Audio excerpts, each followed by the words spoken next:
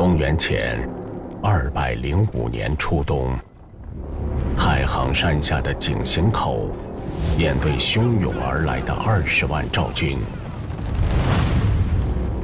背靠绵万水阵列的3万多汉军，已经陷入了退无可退的死地。面对着前所未有的劣势，汉军主帅韩信却目光坚定，他迎于阵前，振臂一呼：“退无可退，诸军何不奋力而战？杀！”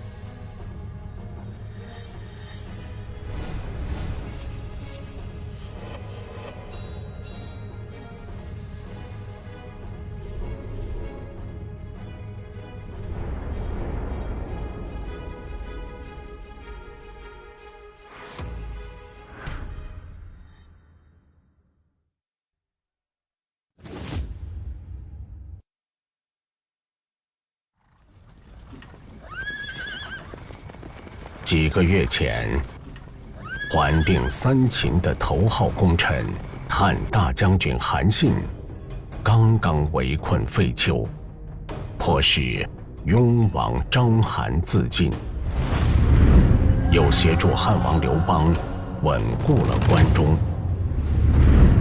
很快，他就接到了新的调令，从关中攻击西魏，为楚汉之争开辟第2战场。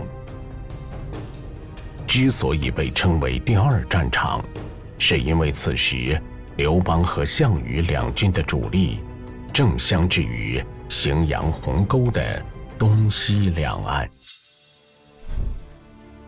鸿沟是一条沟通着黄河和淮河的古运河，在接近3年的时间里，这条鸿沟在荥阳境内分割出了历史上的楚河汉界。在这场旷日持久的拉锯战中，困于鸿沟以西的刘邦将全部希望寄托在了韩信的身上。现在，破局人韩信的第1个任务就是攻灭西魏。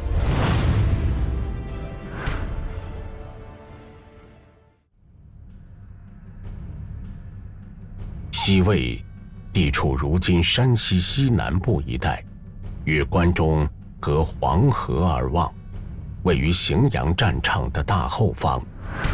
西魏的掌权者魏豹屯兵10万，随时可能背刺汉军。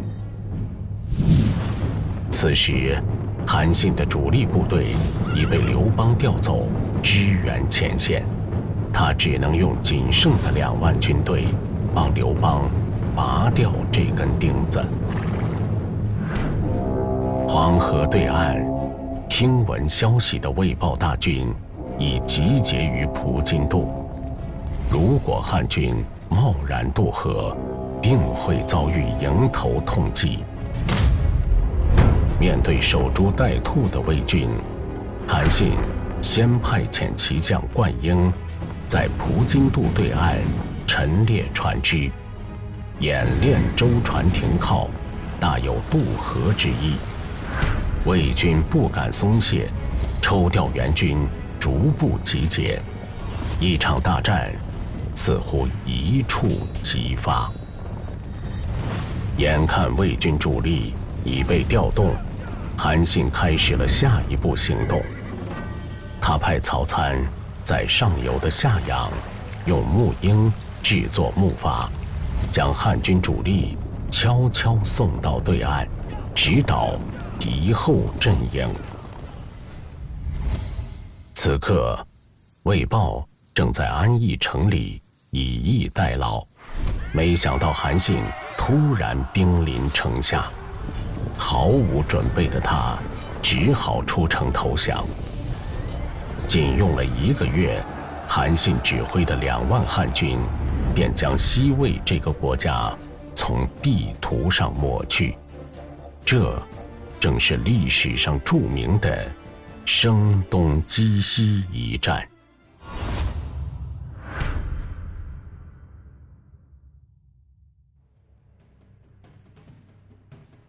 西魏魏豹易取，赵国陈余难定，望汉王曾派为信留精兵数万，信将扫平赵、代、燕、齐与大王会师荥阳。韩信平定西魏，请战继续东扩的消息，让刘邦在焦灼的战事中看到了一丝希望。他东挪西凑，给韩信调拨了3万汉军，并派前赵国领袖张耳与韩信同行。此刻的韩信虽然扩充了兵力，但其中的大多数都没有经过正规的军事训练，在旁人眼里无异于取世人而战。但就是这样一支军队，却在韩信的指挥下一举消灭代国，随后取道景行，直指太行山东路的赵国。然而赵军统帅陈馀却不以为然，在他看来，韩信的5万乌合之众远敌不过自己的20万雄兵。景行道险，大军难行，我如领军3万，绕后突袭，断韩信粮草辎重，您坚壁清野，定能拖垮汉军。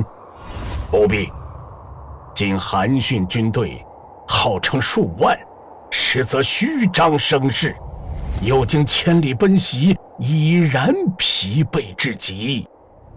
陈馀拒绝了谋士李左车的提议，他要放韩信和张耳走出井陉口，依托地势，正面对决。当汉军行至井陉道东口30里处，韩信下达了第1道指令：万将军，你率2000轻骑，每人带1面红旗，抢先通过井陉道，藏于山中，等待号令。诺。黎明时分，韩信率领余部走出井陉道，来到绵万水边。他下令让1万大军先行渡河，背水列阵。望着眼前的汉军如此列阵，不留退路，陈馀绝不相信还定关中一战灭魏的人会犯如此低级的错误。思量之后，选择静观其变。韩信趁此间隙，下令汉军全部过河，并主动对陈馀出击。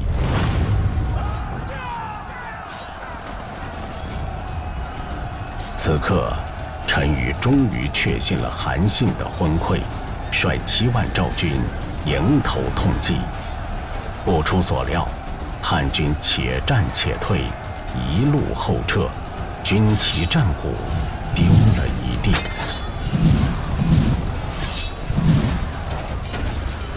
喜出望外的陈馀誓要取韩信、张耳项上人头，遂令20万赵军倾巢而出。赵军一面争抢战利品，一面将汉军逼向河岸。就在汉军即将溃不成军之时，韩信事先布下的1万背水阵成为了关键的缓冲。退无可退，诸军何不奋力而战？杀！绝境中的汉军在主将的激励下燃起斗志，扭头与赵军死战。突如其来的激烈反击，将赵军打得措手不及，局势陷入焦灼。眼见一时无力全歼汉军，陈馀只得下令回撤。待赵军退回大营，却发现阵营早已插满了汉军红色的旗帜，在朝阳的映照下，显得分外刺眼。赵营已破，赵王已获，诸军请全力出击。赵军以为大营陷落，瞬间阵脚大乱，汉军趁机发起了全面反攻。灌婴的2000骑兵也从赵军营地中奔腾而出，两面包夹，20万赵军土崩瓦解，陈馀被杀，赵王歇被俘，赵国也随之灭亡。攻灭赵国后，韩信愈加名闻四海，威震天下。随后，他用归降的李左车之计，不战而屈人之兵，迫使燕王臧荼交出了燕国的印玺。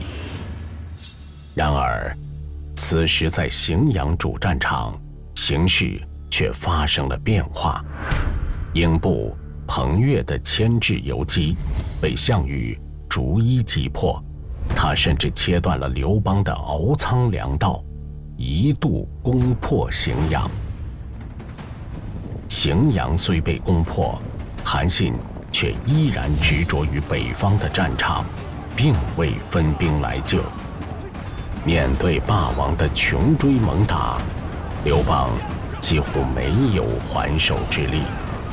眼见等不来救兵，就连夜逃往赵地韩信的营地，趁韩信熟睡之时，夺了他的印信兵符，调走了他的军队。作为补偿，韩信被任命为相国，原地征兵，择日攻齐。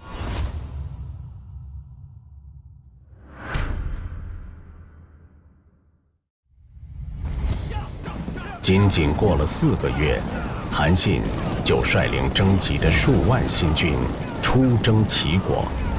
随着汉军攻城略地，陷入绝地的齐王田广不得已向昔日仇敌项羽求援。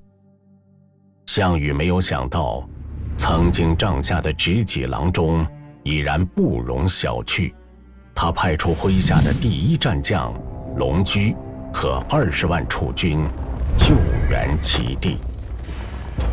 公元前204年的冬天，龙驹率领齐楚联军于渭水东岸列阵，相机渡河，主动攻击韩信。韩信生平，我素有所知，其实于朴母胯下之懦夫，不必惧他。决战当日，在龙驹的猛攻之下，汉军又如渭水一战的前奏，且战且退，至渭水西岸。龙驹将信将疑，再三确认无伏兵后，命令全军跨过渭水，歼灭汉军。韩信果然是个懦夫，全军渡河出击，就是现在，击破沙囊。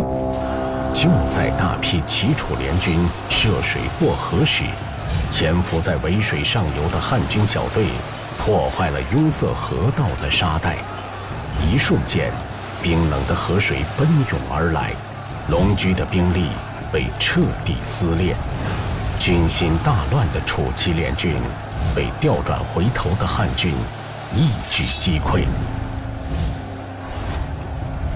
龙驹战死，齐国灭亡。沐英渡黄河，背水渡野河，断水渡渭河，3渡之后，整个北方都被韩信平定。不可一世的项羽终于感受到了空前的危机，为了不至于陷入腹背受敌的境地，项羽派使者面见韩信，希望他能保持中立，与楚、汉3分天下。其实，这并不是韩信头一回听到类似的提议。在韩信灭赵平燕之后，齐国本已决计归降刘邦，但韩信却采纳了谋士蒯通的建议，以没有收到汉王的命令为由，仍然对齐国出手，并上书建议刘邦任命他当代理齐王。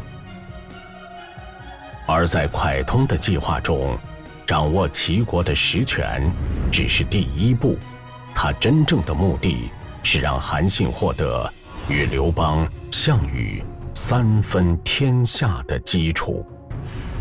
但无论是蒯通还是项羽，都没能彻底说动韩信。也许是不想辜负萧何当年的知遇之恩，也许是不愿背弃刘邦对他的委以重任。在这个重大的历史拐点上，韩信并没有往前再迈一步。但韩信不知道，就算他的渴求是君臣两相宜，但在他向刘邦提出由自己来代理齐王的时候，他已经变成出匣的虎兕和悬在刘邦头顶的利刃。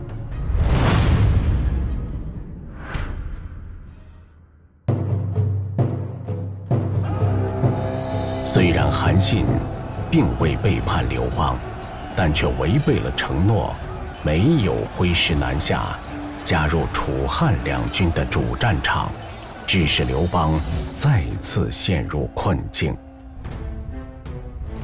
公元前203年冬，为了让韩信出战，刘邦听从张良之谋，将陈地以东至海边的广大土地划归齐王韩信，敦促其与另一路北方主力彭越共同挥师南下，同时诏令淮南王英布从九江北上。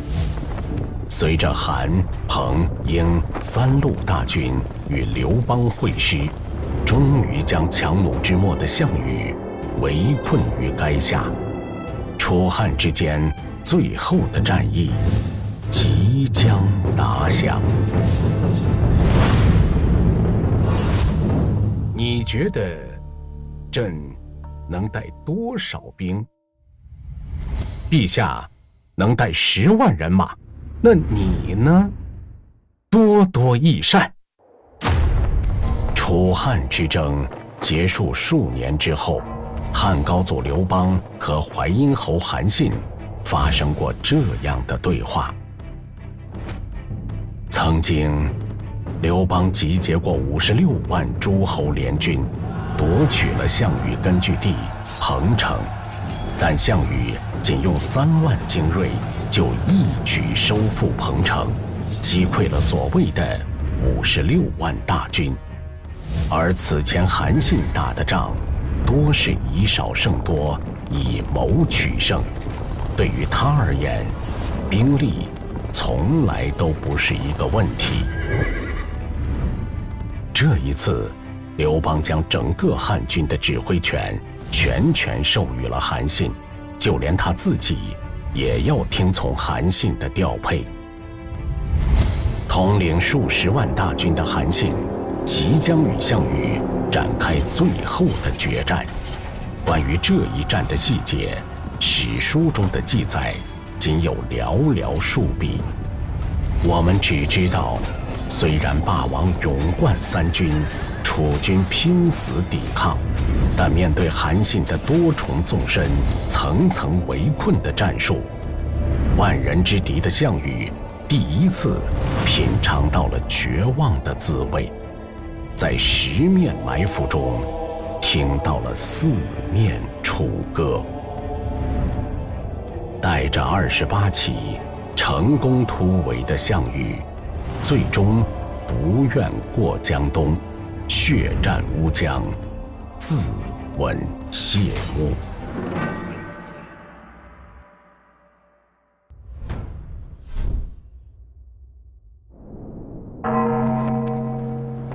公元前202年，刘邦在定陶登基为帝，国号为汉。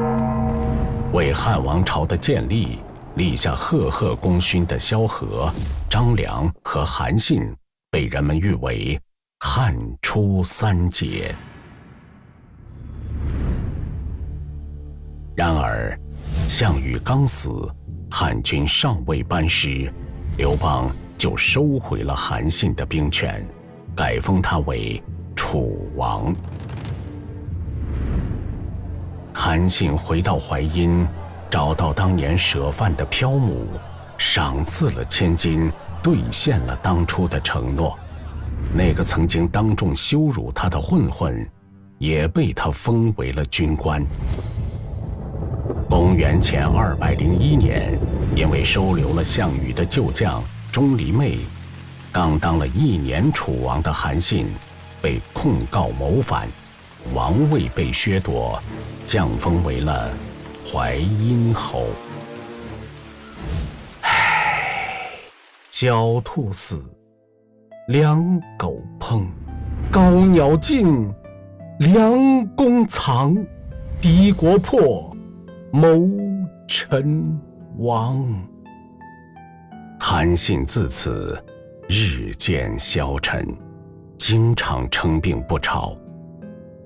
然而，这个功高震主又满怀愤懑的开国功勋，无疑是长安城王座之下的重大隐患。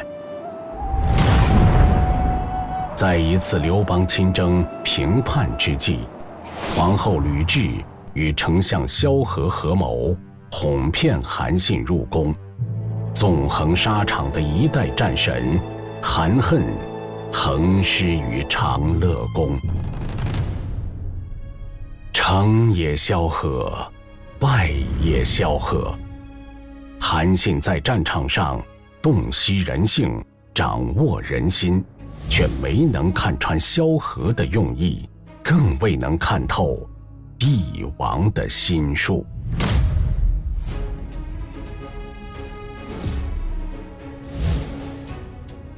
明修栈道，暗度陈仓，声东击西，背水一战，十面埋伏，四面楚歌，功高震主，多多益善。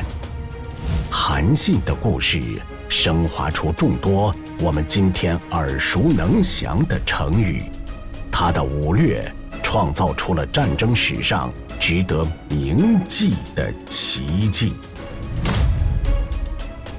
跨越千年，时光流转，他的国士之梦与彪炳千秋的军事才能，依然闪耀于历史的星空。